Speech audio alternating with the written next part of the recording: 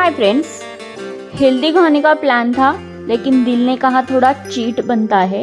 So today making Apple शिरा. मी एक सफरचंद कापून थोड्या पाण्यात ठेवून आता गॅसवर ठेवून त्यामध्ये चवीपुरतं मीठ आणि 1 चमचा साखर घालून 2 मिनिटं छान शिजवून पाक तयार करून घेतला.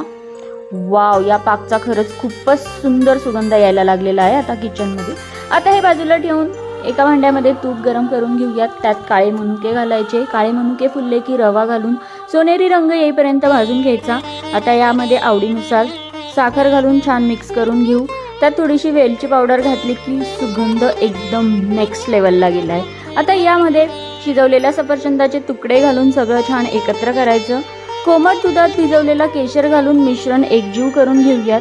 आता फक्त 1 मिनिटासाठी झाकण ठेवून शिजवून घेऊया आणि आपला हा सुंदर सॉफ्ट स्वादिष्ट आणि खरंच खूपच टेस्टी असा सफरचंद शिरा तयार झालेला आहे.